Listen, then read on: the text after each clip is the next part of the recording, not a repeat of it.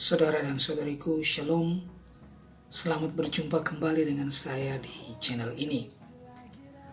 Sebelum masa Advent ini berakhir, ada baiknya kita melihat bersama apa itu kekasan masa Advent. Dan kita juga akan berbicara tentang tradisi Corona atau karangan Advent atau lingkaran Advent. Video ini saya buat berdasarkan permintaan seorang teman. Dan saya harap semoga video ini bisa memberikan sedikit pencerahan bagi kita semua. Saudara dan saudariku, apa saja ciri-ciri masa Advent? Ada beberapa kekhasan yang gereja berikan kepada masa Advent. Yang pertama, sepanjang masa ini, warna liturgi yang digunakan adalah ungu. Ini melambangkan pertobatan dan penyesalan. Kedua tema ini mengisi hampir seluruh bacaan-bacaan suci selama masa Advent. Ciri yang kedua, selama masa ini, Kidung Kemuliaan tidak dinyanyikan dalam perayaan Ekaristi. Kemuliaan baru dinyanyikan saat masa Natal. Itulah sebabnya lonceng gereja akan dibunyikan di malam Natal pada saat dinyanyikan lagi lagu atau Kidung Kemuliaan. Ciri ketiga, ada yang agak menonjol adalah kehadiran Corona Advent. Sekali lagi, bukan coronavirus atau COVID-19, tetapi Corona Advent atau lingkaran Advent. Biasanya di gereja maupun dalam doa-doa di lingkungan atau wilayah ditempatkan lingkaran Advent atau Corona Advent. Lalu, kebiasaan memasang Corona Advent ini berasal dari mana dan dilakukan sejak kapan? Mari kita lihat bersama. Lingkaran Advent merupakan bagian dari tradisi Katolik yang sudah sekian lama ada. Namun, asal-usul bagaimana hal tersebut terbentuk tidaklah pasti. Ada bukti dari bangsa Jerman pra-Kristen. Mereka menggunakan lingkaran Advent dengan menyalakan lilin selama hari-hari yang dingin dan gelap pada bulan Desember sebagai bentuk penantian pada tibanya hari yang terik dan sinar matahari yang cerah. Di negara-negara Skandinavia itu semenanjung di bagian utara Eropa, dan ada beberapa negara di dalamnya seperti Denmark, Norwegia, Swedia, Finlandia, dan Greenland, serta negara lainnya. Jadi, di negara-negara Skandinavia ini, ada pula tradisi selama musim dingin untuk menyalakan lilin yang ditempatkan di sekitar roda untuk mengangkat doa-doa kepada Dewa Cahaya untuk mengubah roda bumi kembali ke arah matahari untuk memperpanjang hari-hari pada musim panas. Kemudian pada abad pertengahan, orang Kristen mengadaptasi tradisi ini dan menggunakan lingkaran Advent sebagai bagian dari persiapan rohani untuk menyambut hari Natal. Karena Kristus sendiri adalah terang yang datang ke dunia untuk melenyapkan kegelapan dosa dan memancarkan kebenaran dan kasih Allah. Bisa kita lihat dalam Injil Yohanes bab 3 ayat 19 sampai 21. Pada tahun 1600, baik Katolik dan Lutheran memiliki praktek formal mengenai lingkaran Advent. Simbolisme lingkaran Advent adalah sesuatu yang amat indah. Lingkaran ini terbuat dari rangkaian daun cemara atau daun lain yang berwarna hijau atau dari berbagai jenis pepohonan yang melambangkan kehidupan. Bahkan pepohonan ini memiliki makna tradisional yang sekaligus menggambarkan iman kita. Ada yang menggunakan pohon atau daun laurel. Di Indonesia kita kenal dengan daun salam yang kita pakai untuk bumbu dapur. Ini kira-kira gambarnya, dan juga bagaimana daun salam digunakan untuk membuat Corona Advent. Jadi daun salam ini melambangkan kemenangan atas penganiayaan dan penderitaan. Ada juga daun pinus. Kita lihat gambarnya dan bagaimana daun pinus ini dipakai untuk membuat Corona Advent. Dan juga daun holly, itu pohon cemara berdaun lebar pendek dengan daun mengkilap hijau gelap yang padat. Ada gambarnya juga, dan juga bagaimana daun ini digunakan pada karangan Advent, serta daun yew, sejenis pohon cemara. Ini juga gambarnya, dan bagaimana daun ini digunakan pada karangan Advent. 3 daun pohon ini melambangkan keabadian. Lalu ada juga yang memakai daun cedar, bahasa Inggrisnya cedar. Di Indonesia, pohon ini dikenal dengan nama pohon aras dan dipakai juga sebagai obat-obatan. Ini adalah gambarnya dan bagaimana daun ini digunakan pada karangan Advent. Jadi pohon aras ini melambangkan kekuatan dan kesembuhan. Pohon atau daun holly juga memiliki simbolisme Kristen, yaitu daun berduri yang mengingatkan kita pada mahkota duri.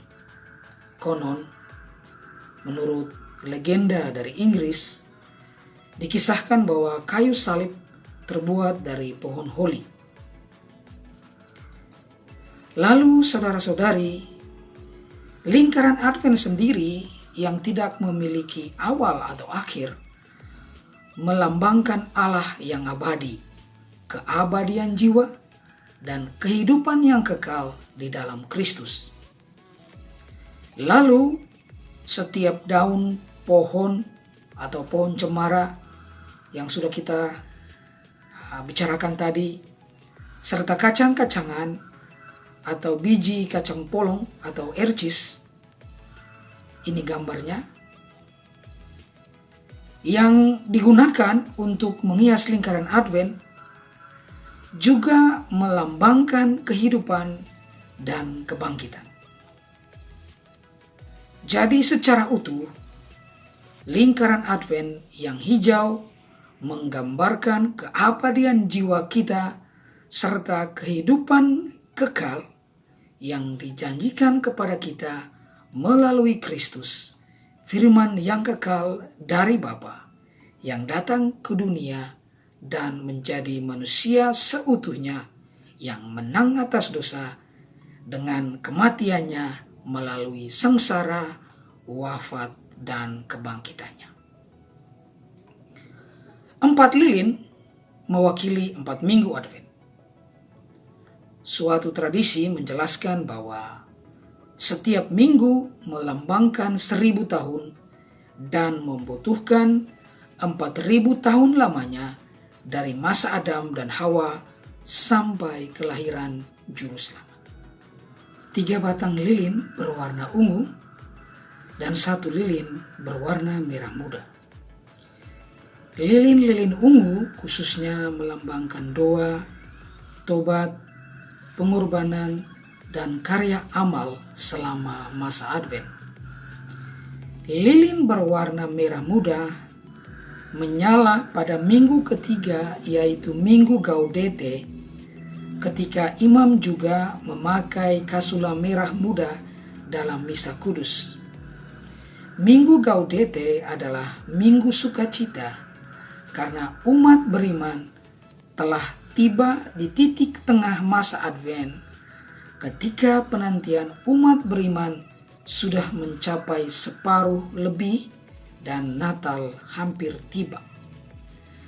Sedangkan cahaya lilin melambangkan harapan pada kedatangan Tuhan kita yang pertama ke dunia dan sekaligus sebagai antisipasi kedatangannya yang kedua kali untuk menghakimi orang yang hidup dan yang mati.